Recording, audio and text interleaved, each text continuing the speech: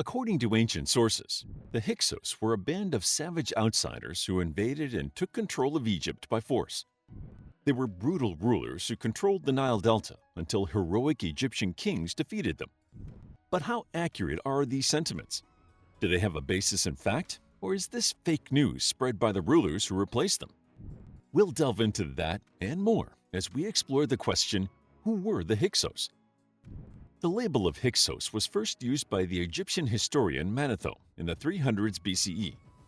According to the Jewish historian Flavius Josephus, during the 1st century CE, the name was translated to mean either shepherd kings or captive shepherds. Wanting to prove the rich antiquity of the Jewish people, he identified the Hyksos as the biblical Hebrews. However, modern-day historians agree that the word was a Greek version of an Egyptian title, Hekakasut, meaning rulers of foreign lands. But enough about names. How about the people themselves? The Hyksos appear to have flourished in Egypt during the Second Intermediate Period from 1650 to 1570. They were believed to be from West Asia or the Near East, and the term Hyksos referred to the rulers rather than an ethnic group. Descriptions of the Hyksos come from various sources, yet the only reference to them as rulers come from the Turin royal canon, where they are recorded as Egypt's 15th dynasty. Historically, the accounts of Manetho, who is believed to have been a priest and lived in the Ptolemaic kingdom of Egypt during the Hellenistic period, were the most commonly accepted versions of the Hyksos. Josephus preferred Manetho's records in his Contra Opinum I, in which the Hyksos are presented as a barbaric horde of invaders who wrought havoc and destruction on Egypt, killing or enslaving the Egyptian population. However, after years of debating the origins of this invading force, historians have now discovered that the Hyksos were actually a small group of rulers and not a population or racial group. In 1966, the Austrian Academy of Sciences began excavations at Tel El Daba, where they identified the remains of the city of Avaris, the capital of the Hyksos dynasty. During the excavations, archaeologists began to doubt the commonly accepted view that the Hyksos had staged a bloody and violent invasion. The archaeological evidence painted a very different picture, one of centuries of immigrants from the Levant relocating to and settling in the Nile Delta. The peak of these migrations appeared to be from around the mid-12th dynasty to the Second Intermediate Period. The Tel El Daba archaeological site also showed researchers that while these migrants undoubtedly brought aspects of their culture with them, they also took on Egyptian practices, suggesting a culturally blended community that lived side by side with the Egyptian population. The migration theory is supported by chemical analysis undertaken on 75 skeletons discovered at Avaris. The findings indicate that the people living there were originally from the Levant, an area encompassing various countries around the Mediterranean. The study also showed that the people had immigrated to Egypt centuries before the Hyksos takeover. These findings focused on variations of strontium isotopes present in the skeleton's tooth enamel. The harmless metal enters the body through food and can be seen in the tooth enamel that forms between the ages of 3 and 8. The levels found vary from place to place, making it possible to determine whether the individuals grew up in the area or moved there as adults. Half the skeletons tested were buried 350 years before the first Hyksos king was instated, with the other half having lived during the reign of the dynasty. The researchers found that a significant percentage of the pre-Hyksos era skeletons were not born in the area, suggesting considerable immigration before the period of Hyksos rule. The chemical analysis also revealed that most foreign-born people at Avaris were women, making researchers postulate that local-born rulers cemented alliances with Western Asia through strategic marriages. Even more interesting were the findings that not all the immigrants came from the same area. As the strontium levels found in the foreigners' teeth varied widely, it suggested that people came to Avaris from a wide range of places. Researchers concluded that Avaris was clearly an international and multicultural city. Further evidence of a melting pot of cultures include ancient artwork that depicts distinct and colorful robes that are much different from Egypt's traditional white clothing. Records also show a variety of names that were similar to people from Southwest Asia.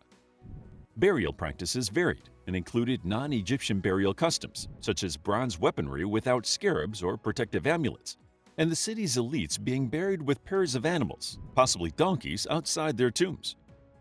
These citizens of Avaris appear to have introduced several technologies that would become commonplace in ancient Egypt, including the horse and chariot, the compound bow, and improved metal weapons. They had a dominant role in trade with Western Asia and the Near East, and even became officials for the kings of the Middle Kingdom. Rather than a violent invasion, based on these findings, modern historians believe that it was more of a gradual cultural influx. But how did they go from migrants to rulers? The most commonly held theory is that it happened slowly and naturally, with the Tel el-Dab'a elites increasing their local power as the centralized authority of the Egyptian kings declined. Some hold that this was a gradual and peaceful process, while others theorize they might have staged a coup to seize power. Yet another theory is that famine in the Delta region contributed to the decline of the Egyptian kings, which allowed the Hyksos dynasty to emerge. However they got there, the Hyksos assumed the title of Hekakasut and were clearly not trying to shy away from their foreign roots.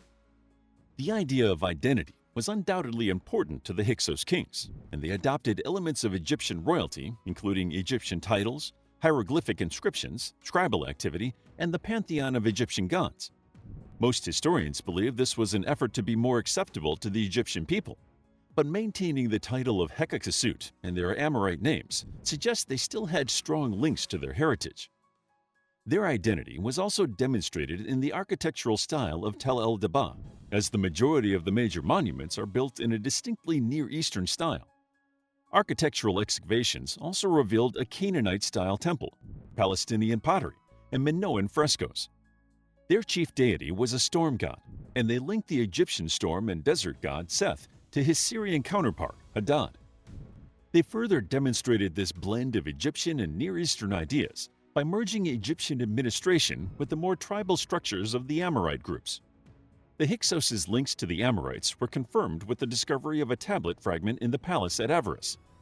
The tablet was written in cuneiform and indicates diplomatic contact between the Hyksos and the Amorite networks, specifically the old Babylonian dynasty of Hammurabi. Written records about the Hyksos are scarce, and the exact names and dates of the rulers of the 15th dynasty are debated. Even the order of the kings is unclear due to the fragmented nature of the historical record. However, it is commonly accepted that the first ruler was Silidas or Saidas, who ruled towards the end of the 17th century BCE. Other kings were Banan or Bian, Apophis, who is also referred to as Apophis I, Inanus or Kion, Apophis, more commonly referred to as Apepi, and Kamudi. The Hyksos dynasty, whose territories reached as far south as Kuseh and presided over most of Lower Egypt and the Nile Valley, clashed with the native Egyptian kings who ruled the south from Thebes. Evidence suggests that the Egyptians embarked on a campaign to expel the Hyksos during the 16th century BCE. According to one legend, the Hyksos ruler at the time, usually cited as Apophis, started an argument with the Egyptian king Seqenenra by accusing the hippopotamuses of Thebes, which were 400 miles away from the Hyksos capital, of disturbing his sleep. Although there is no evidence to support the anecdote, the violent way Seqenenra died and his subsequent hasty embalming suggest that he died as the result of the conflict.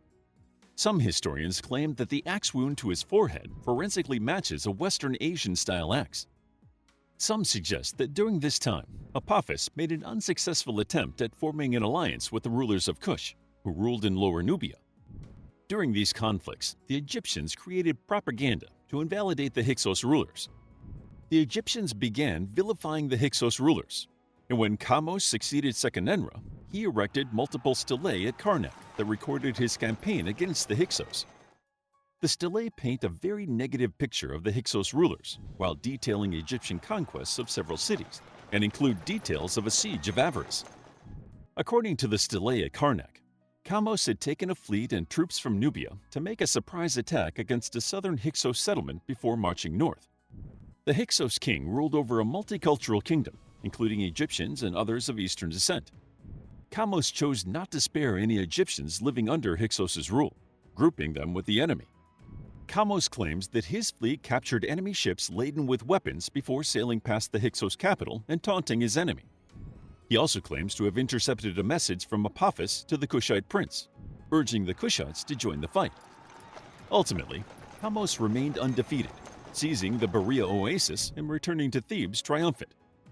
Yet Kamose only ruled for around 5 years before his brother, or son according to some sources, succeeded him. Kamos's heir, Amos, took up the war against the Hyksos. Queen Ahotep acted as regent in Thebes since Amos was so young. But a naval operation against the Hyksos rulers that targeted their capital of Avaris took place. This was followed by a land siege until a rebellion took place in Upper Egypt, which meant Amos had to redirect his efforts. After quelling the uprising, Amos had his men return to Avaris. They captured it and forced the enemy to retreat to Sharuan in Palestine. There, the Egyptians laid siege to the stronghold for 3 years. Despite the grand claims of the Egyptian kings, the archaeological evidence does not verify the report that the Hyksos were driven out of Avaris. In fact, historians found that a West Asian population continued to live there into the age of the New Kingdom.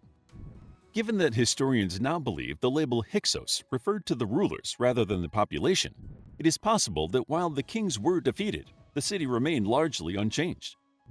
Since blatant propaganda and later Egyptian texts mocked and maligned the Hyksos rulers, it is hard to sort the truth from the fiction in the Egyptian accounts of their campaigns against the Hyksos.